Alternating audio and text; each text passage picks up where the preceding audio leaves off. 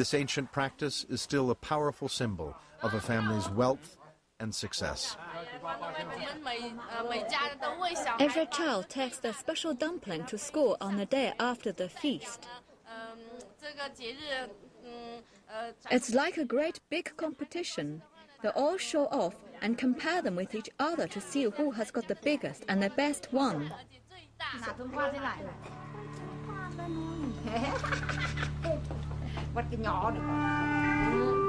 Grandpa Liao is head of the family. He is also a leading figure in the local Communist Party.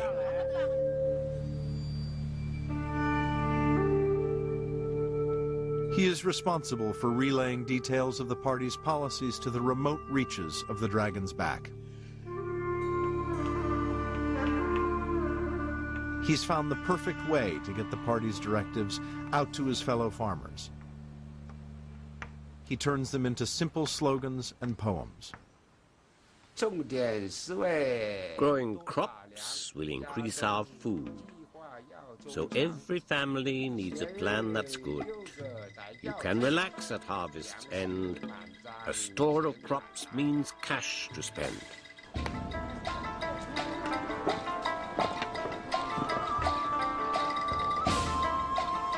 Mr. Liao has set his blackboard out in the village square for 2 decades now.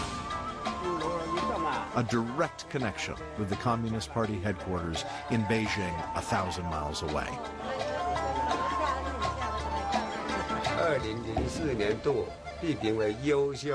In 2004, I was honored as an outstanding party member.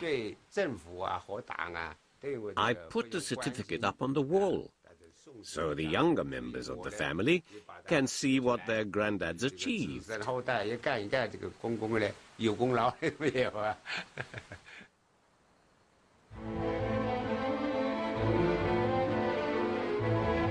Until 1978, the Communist Party directly controlled all of China's land.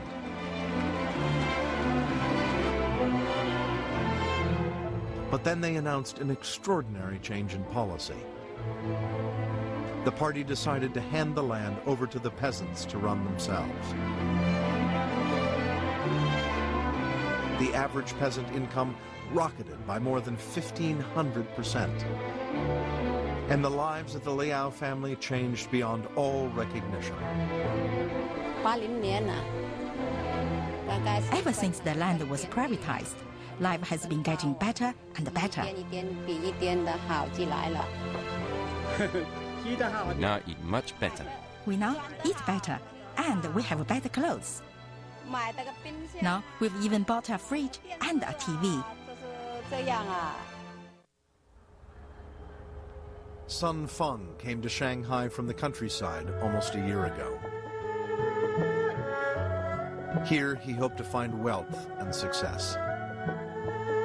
Little did he know he would end up doing one of the most perilous jobs in the city.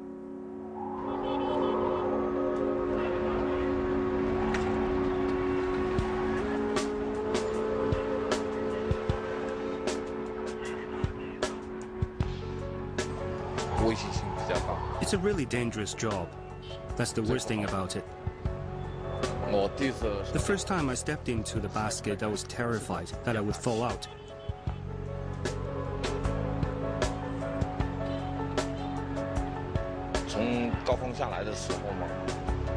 When you're lowered on a rope and you hit something, it's really frightening.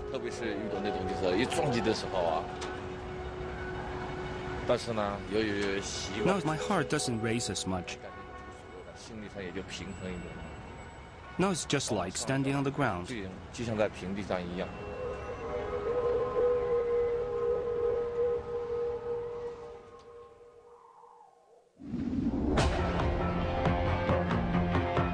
Already 8 times the size of New York City, Shanghai is expanding every day. Investors are pouring more than $10 billion a year into this city, raising a skyline the equal of any in the world.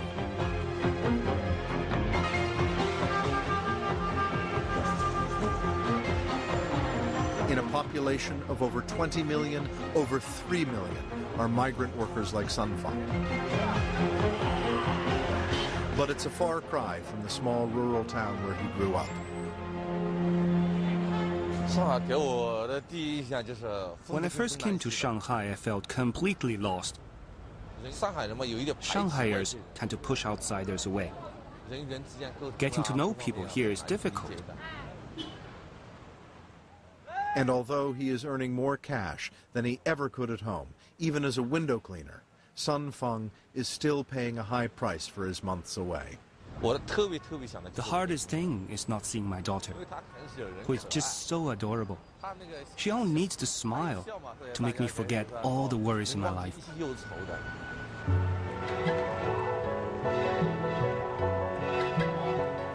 In just a few weeks, Sun Feng will see his daughter for the first time in months, when he heads home to celebrate Chinese New Year. But for now, all he can do is work as hard as he can and earn as much as he can to support his family back home.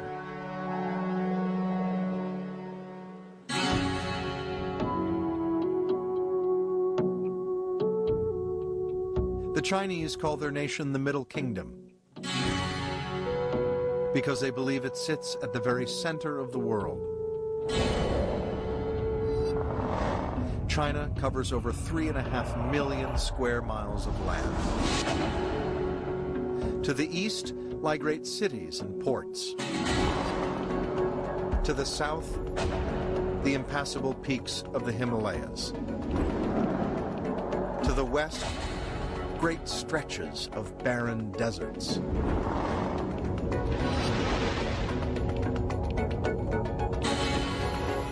This great land is home to over 50 different peoples, each with their own culture, history, and tradition.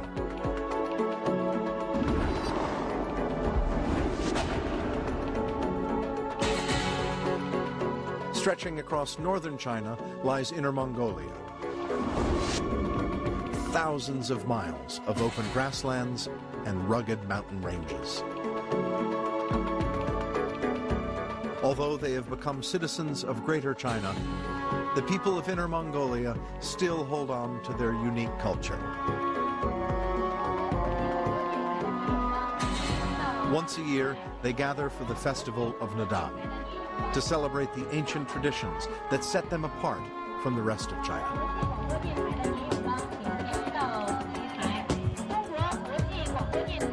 Extraordinary skill in horsemanship lies at the heart of Mongolian culture. And the climax of the Nadam festival comes at dawn on the third day, in what is the biggest horse race in the world. By tradition, all the riders are children, selected for their light build. Over 200 will be competing, racing across some of the most remote terrain on Earth.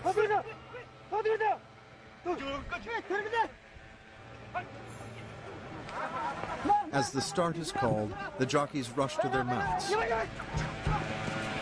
and thunder out across the open grasslands.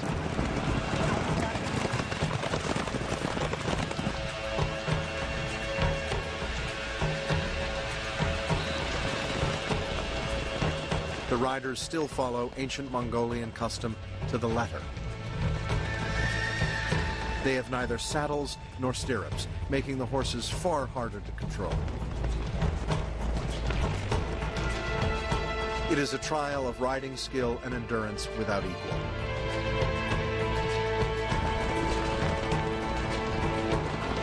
A testament to the survival of unique traditions and cultures all across China.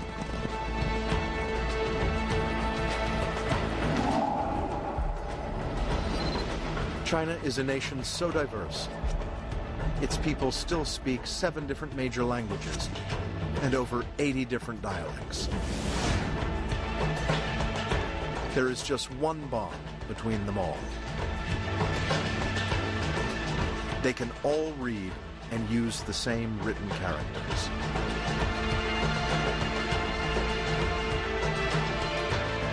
Over 40,000 unique symbols that can capture every essence of life in this immense nation.